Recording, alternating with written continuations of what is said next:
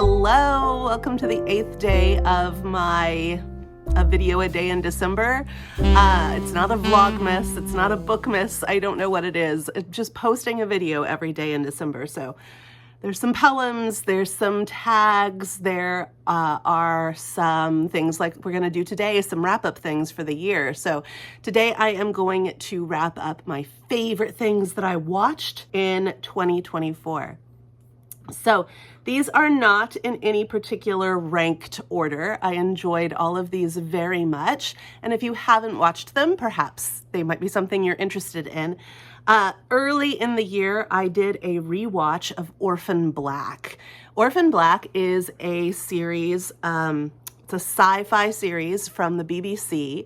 You can watch it, I think it's on A&E or Prime. Like, I did not pay to rewatch this. Maybe I rewatched it on Acorn or BritBox. I do subscribe to both. I watch a lot of British TV. But I don't think I paid to rewatch this series. It is phenomenal. The acting is amazing. The main actress, Tatiana Maslany, Jordan Gavaris, and a couple of other people, Ari Millen, they play multiple versions of themselves. They are many, many different characters, vastly different characters throughout this TV show. The premise is, well, I won't tell you the premise because so much of the show is amazing because of the reveal of the premise. But I will say that in the first episode, when you first meet Tatiana Maslany, and I may not be saying her last name correctly, but when you first meet her, she is standing on a train platform and she sees a woman take off her shoes and put down her bag and take off her coat and fold it and put it on the platform, and she watches this woman walk into the oncoming train. And that's terrible. But the thing that's really wild is that before she steps into this oncoming train, she turns to look at the main character, and they are twins. They are the same person. And this woman has grown up not a twin. And as the show progresses, you find that there are many, many, many, many people who are the same person walking the world. Why? To what end? For what purpose? How? It's a wonderful, wonderful show. There is a reboot. I have to sneeze. There is a reboot of the show that came out this year that I have not watched yet. I don't think it has the same characters. I think it might be a totally different story, but within the Orphan Black world. People who love this show go crazy for it. There's a podcast, there are books about it. Like, it's pretty big. I'm not quite there, but this was my second watch and I really, really enjoyed it. I also really enjoyed a rewatch of another British show called Gavin and Stacey. Now, this was the prime year to rewatch this from beginning to end because after 5 years, they're finally releasing the final episode. So in, I believe, 2007, I could be wrong about that. Let's double check. Yeah. In May of 2007, the very first episode of Gavin and Stacey appeared, and in it, you meet the two main characters, Gavin from England and Stacey from Wales, and they have had a kind of long-distance relationship. They work I don't know if they work in the same company, but they work in such a way that they have to call each other on the phone quite a lot. They've been flirting, they're interested in each other, and Stacey is going to go, after months of this, Stacey is going to go to England to meet Gavin for the first time. They're gonna fall in love. This is their love story. There are two other characters, though, in the mix. There is Smithy and there is Nessa. And Smithy and Nessa kind of steal the show. So Smithy is played by James Corden and Nessa is played by Ruth Jones. And if you're familiar with either of them in an acting capacity, you can understand why they steal the show. They are amazing.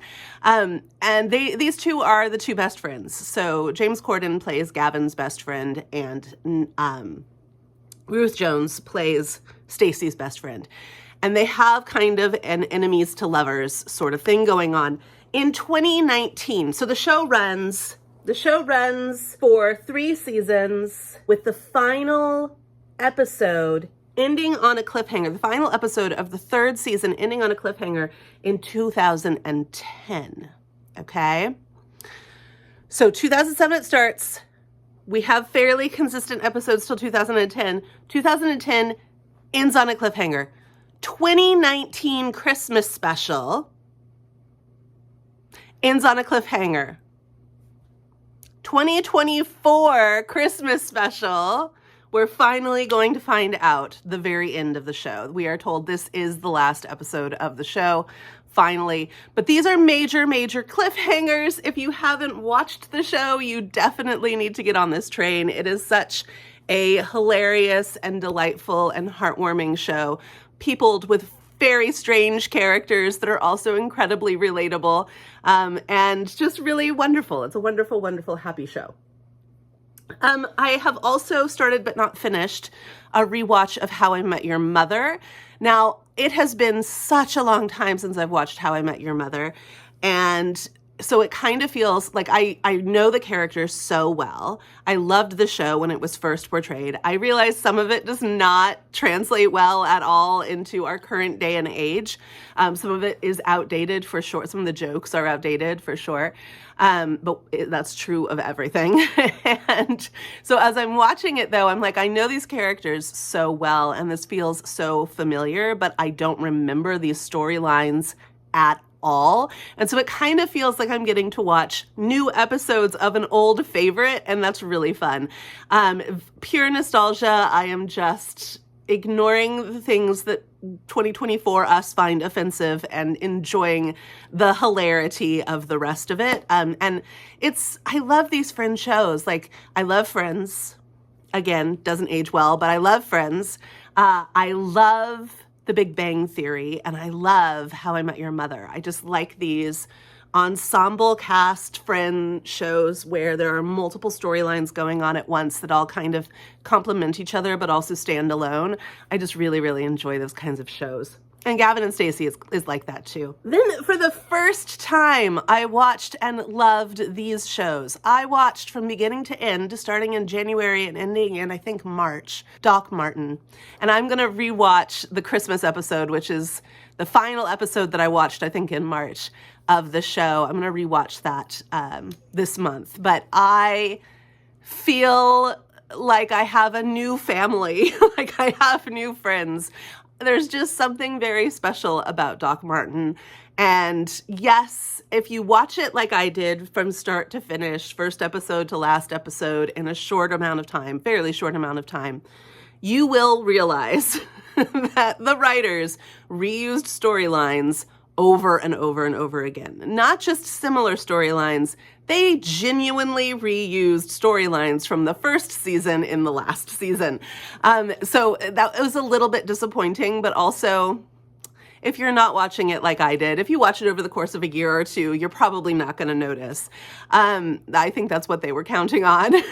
But just to watch these characters grow and to be part of this little town and I don't know, it's just so sweet and heartwarming. And Doc Martin is a terrible human being, but also you feel for him because he's just so uncomfortable in his own skin.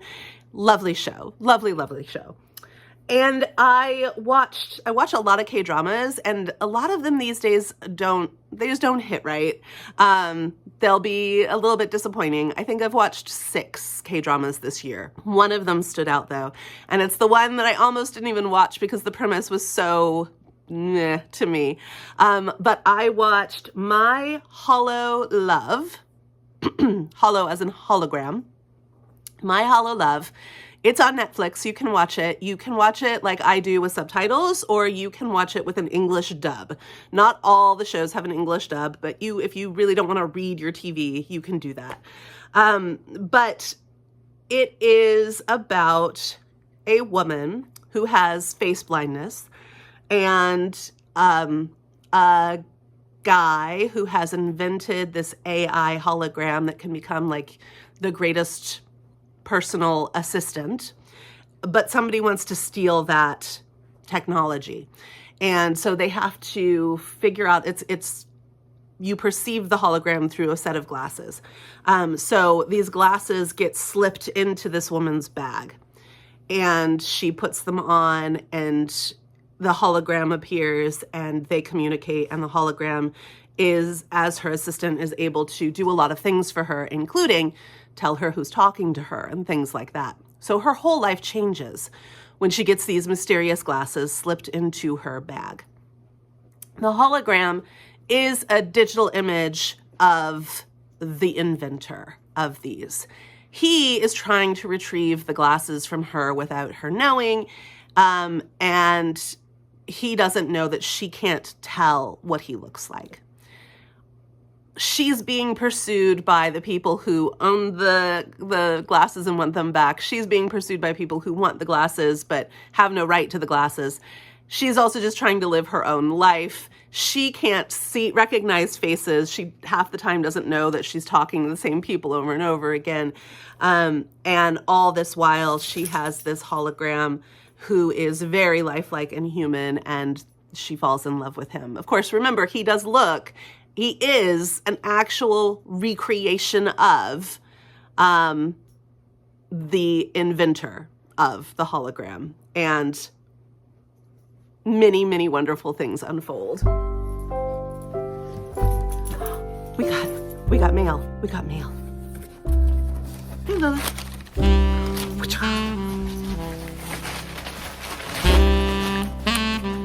Merry Christmas. Oh, this is from my brother-in-law. Hey, Lola. You want the box? She might be a little noisy now that she has a box and some packing paper. Anyway, love my Holo Love. And then I also watched, for the very first time, I rewatched the first two series in this kind of Philippa Gregory trilogy from Starz. The first one is The White Princess. The next one is The White Queen. I really enjoyed rewatching The White Princess. I thought The White Queen was terrible. And The Spanish Princess, series 1 and 2, I watched for the very first time and really loved. This is the story of Catherine of Aragon and Henry VIII, and how they marry, fall in love, and how it all falls apart. And it's really, really well done. Highly recommend. I have been on a Philippa Gregory kick for the past 2 years now. I'm reading her books, not so much the Queen books. I'm not sure I'll ever read those, but I'm reading her other. I've read one trilogy, the Whiteacre trilogy, and I am reading the Tidelands trilogy. That's not what it's called, but that's the first book in the series. And absolutely, absolutely enthralled by her histories and the women that she writes. And so I also watched these Philippa Gregory TV shows, and again, enthralled by the women that are created by her and the way that she positions them in history. Never really thought a whole lot about Catherine of Aragon until I watched this series, and I don't know how historically accurate it is, but it does make her a real human being. Really, really wonderfully done. Beautiful as well. The actress, what is her name? Let's find out. Her name is Charlotte Hope. Charlotte Hope is outstanding. I don't think I've ever seen her in anything else before, and I don't think I've ever said her name before. But I really, really was impressed by her playing Catherine of Aragon. I also watched the TV show, I think it aired in February or March on Netflix. You could still watch it, but I think it originally aired in February or March of 2024. That is the tearjerker, absolute heartbreaker, The Destroyer of Souls, One Day. I don't know why I watched it. I remember watching the movie adaptation and it killing me, the one with Anne Hathaway, and this one was just worse. So much worse. But obviously it's on my favorites of the year. I absolutely will never forget watching this. This is the story of two friends who are a bit star-crossed. They both love each other, but they let circumstances, they let situations, they let their own individual needs for growth get in the way of them coming together. When they do finally come together, things are quite lovely. And then tragedy strikes. This is just a tearjerker of a story. It is meant to make you cry, and I tend to stay away from those things, but I watched this one, and it has stuck with me, and I want to cry now just thinking about it. It has stuck with me. If you like a show that makes you cry, this is the only one I'm recommending, so have at it. I have been watching this year's, the 2024 series of Abbott Elementary, for a show that does not make me cry. I love Abbott Elementary. It is so heartwarming, so fun. There's the adult like love story going on, and there's the found family aspect, and there's the way they interact with the children, and there's just the truths about education that are in this show. I'm sure some people watch it and they're like, it's so unbelievable, and yet I'm watching it going, that happened to me today. So I really, really love Abbott Elementary. It's just hilarious. And finally, there are no movies on my list as things that will stick out as super memorable. I do watch a lot of movies, but it's going to be shows this year. But I do have one. I watch a lot of stand-up comedy. I love stand-up comedy when it is layered, when it has meaning. I don't like stand-up comedy or comedians that are going for the cheap shot at themselves, society, or others. I don't like mean humor. I like clever humor. I like really well thought humor. I like a set that tells a complete story. And I like a lot of empathy behind the humor. It may be empathy for themselves or empathy for society. It may be calling out truths. I don't mind calling out truths. It may be at someone's expense for a moment, but then you come back and you pick it up and you make it better. I like that kind of humor. And Ellen DeGeneres did a Netflix special this year. It is called, it's very small on here. It's called For Your Approval.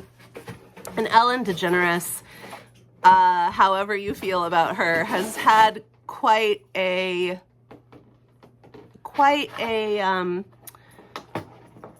roller coaster ride with society.